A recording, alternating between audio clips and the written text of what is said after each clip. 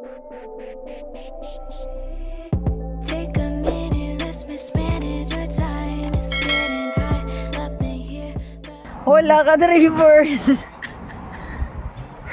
Yung akala mo nagpe-play, take 2. Kala namin naka-play. It's September 1 ka, trippers.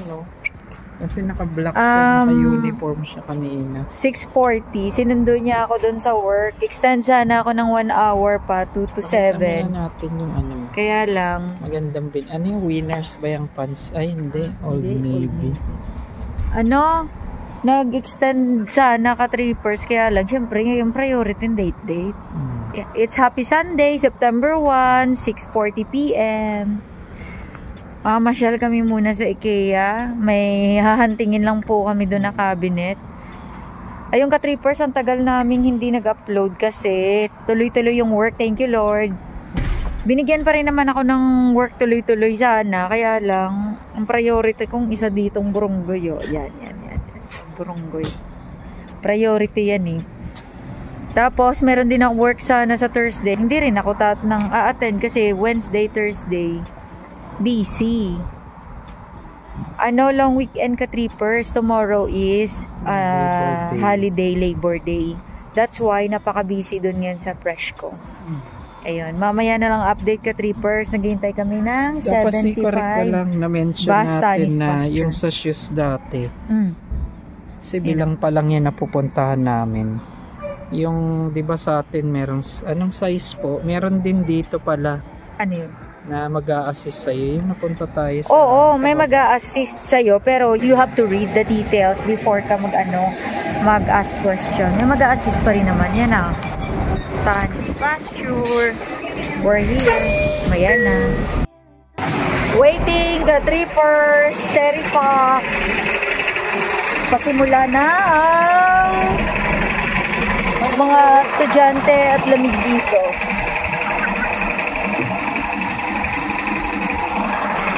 Terrifox.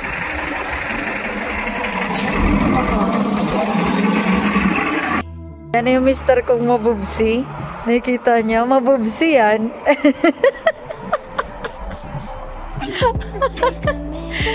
Nandito na po siya sa Canada para magladlad. Sinimulan niya na po. Ngayon lang ulit nagka-time. Hola ka, trippers. Hello, September na. Kakanta na si Jose Marichan. May pahabol kami sana ka, trippers. It's September 1. Pahabol namin sana sa August. Kaya lang, na-busy na. Kaya, it's September 1, 10 p.m. Busy siya, hindi naka-upload. Opo. 10 p.m. September 1. Bukas ay Labor Day for Canada. September Ano meron? 2. Ewan ko, parang labor. Galing kami sa IKEA, kaya lang hindi kami nakapasok kasi hindi namin sinerch. Kaya itimbre na lang namin. Naging slack na naman kami. So, technique pag dito sa Canada, search ka muna sa Google ng hours. Open. Nakalagay doon yung open din hanggang closing time. IKEA pag Sunday is until 6 p.m. lang. Ang Walmart saka Fresco naman 10 until Sunday, di ba? As per sa experience at sa alam ko ka, trippers, si Walmart at Fresco until 10 p.m. Yeah. Ayun yun. Tapos bago kayo pumunta sa isang mall store, hindi siya katulad sa atin sa Pinas na consistent na 10 p.m. Yung buhay na buhay ba? Dito kasi pagpatak ng Sunday, mostly ang schedule dito 6 p.m. Even sa mall, 6 p.m. lang talagang nakalagay ka, trippers. So yun, lesson learned para sa amin din. Tapos limited lang dito ka, trippers, yung bus schedule. So pag weekend ka, trippers, na try namin 30 minutes yung interval ng schedule ng bus. Pag Monday to Friday, 15 minutes kasi siya. Opo. Mabilisan. Kasi nga, yan yung mga busy days. Pero pag Saturday, Sunday, wala. Hindi siya ganun ka exciting. Exciting lang pag maghabol ka ng schedule at bus. Patwining pa kami ng damit. Di ko alam na ganun din. Opo. Sinundo niyo lang ako ka-tripper sa work. 2 to 6 p.m. yung schedule ko. May extend sana ako. Kaya lang, kailangan din ng time dito sa isa. Kaya, naghabol. Akala ko pa naman, bukas yung IKEA. Yung pala, hindi. Asa, joke. Tapos ito ka-trippers, mag-shoutout kami. Thank you so much po kasi tuloy-tuloy po yung work na binigay na schedule. So dahil tuloy-tuloy siya na busy, walang na-upload. Ayun. Well, yung schedule na yun, we're talking about Ottawa po Baka iba rin sa province na schedule lang. Basta search nyo muna pag baguhan kayo. Opo. Ayan. Updated naman po yung nila, yung website. Kaya, search nyo na lang po. And then, magpapa-shoutout, thank you muna po kami dito sa... welcome. New subscribers namin. Thank you, Nanay Karen. Welcome na, nag-arrive na siya. Oo, sabi niya kasi dito, thank you po sa advice. Nakuha ko na po ang UPass ko. UPass po yun po, yung Universal Transit Pass. O si Transpo Bus na ginagamitan namin.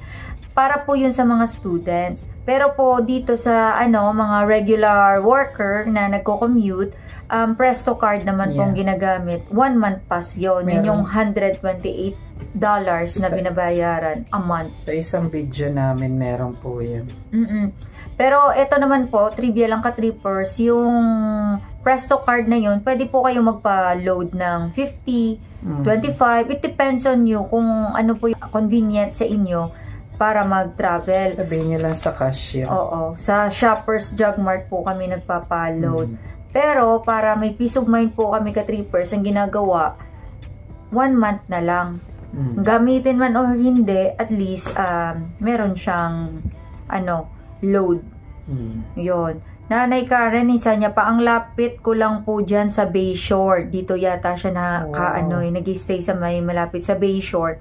Yun po, yun yung malapit sa Bayshore Shopping Center, yung mall. Ang sarap dyan, Nanay Karen. Naligaw ako kahapon kasi separate pa ang building ng parking. Sa parking na elevator ako umakyat baba. Car si Nanay Karen, pasakay naman. Sana all. Ayun. Tindi. Yung sa mall na yan, yung harapan niya po kasi parang sa City of Dreams. City of Dreams na makikita mo, yung ang ganda ng design. Yung pala parking po yun. Ang harap niya, parking. And then, magwa-walking po kayo paloob. Yun po yung mall. Tapos dito kay Gilbert McFly, may tip-top pala dyan. Baka may ice buko dyan, Jer. Ano yung tip-top? Tip-top yung, yung mga kilalang bakery sa amin. Chinese may-ari. Tip-top yun. Yun ang mga... naman may mga 90s na mga batang katulad na yung John Lawrence, ingat po. Kayo din po, ingat. Thank you. Huwag mo papabayaan yung mother mo, si Ate Nida. Hello. Opo. Tagulan po ngayon dyan, kaya ingat po palagi. Lalo na po kung lagi pong bumibisita si Ate Nida sa bahay. Keep it up yun sa school mo para ka-graduate. Ikaw naman ang tutulong. Tutulong kay Ate Nida. Bait naman. Wag mo na mag-love life. Wag mo na mag-asawa. Enjoy mo na sa sa singleness. Magpayaman muna kayo, okay? Good boy ka naman Opo. Si Gilbert McFly, nadidetect na online if plagiarize or galing ChatGPT. Yes po, nadidetect siya. AI to AI po. Ang difference po kasi ng AI into human, composition po ng English, wala siyang feelings. Unlike po, pag ikaw talagang personal na nag-create ng mga wordings mo, yung construction ng sentence, phrases, ano po yun? May feelings yun, mararamdaman. Malalaman agad na AI kasi ang mga wordings nyo dyan na ginagamit ay hindi normal vocabulary na ginagamit ng mga tao. Yun. Meron siyang yung mga selected deep words. Kaya ma-identify agad. Ayun pala, Francis Loxy, nagpapa-shoutout po siya. Shoutout, matulog ka lang dyan. Keep it up. Yung school mo, malapit ka na pala matapos. Graduating na po siya. 5 months na lang, graduating na po siya. Very good. Hello po sa sister ko, Jenny B, Rob, si Erica, si Jacob Wave. Si Alvin, husband ni sister, si Papa, family niya, yung kapatid ko po na isa pong seaman din, sila Tita Tex, hello po, shout out. Dito na po kami sa Canada, joke. Tita Naida mo and family. Sila Tita Naida and family, yun. Sila Toto Jun, sila Inday Jing, yun yung mga cousins ko dyan sa sila ay naman Negros. Kasi nakatira po kami sa basement. Malungkot po ba dito? Meron po bang kung nagtatanong na malungkot? Tanongin mo ako. Malungkot ba dito sa basement? Dahil sa ginawa mo. Oo.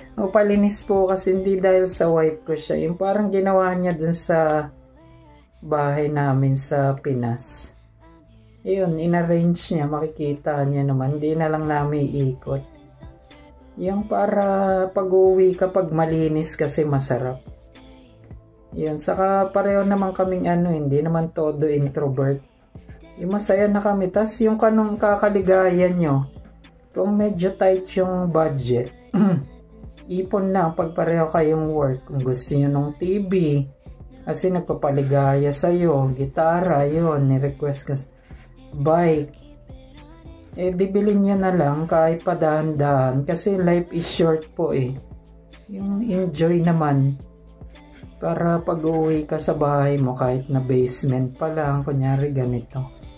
Hindi yung whole na bahay. Kahit na po kasi apartment po yan, basement, unit, room lang po siya. Kayo po kasi mag-stay sa loob ng box na yan. Malinis. So, it doesn't mean na hindi po sa inyo yan, ay hindi nyo po iingatan, hindi nyo rin pagagandahin. So, syempre, mo po yun. I-improvise mo po yun, i-design nyo, yung for mental health po kasi yan paano po kayo gaganahan or may inspired everyday kung gulo-gulo ang view nyo pagising hindi naman inspiring. So magkakaroon po kayo ng inspiration or motivation everyday na mag-work ako, magsisave ako kasi meron akong next project na gagawin to. Alam nyo naman ibabalance kung ano yung important sa hindi naman yung less important. May mga ganun po kayo, high priority to less priority. So, sa basement, hindi po siya for us malungkot. Kasi, aside po sa kasama ko po siya, syempre, dahil po to, jolly.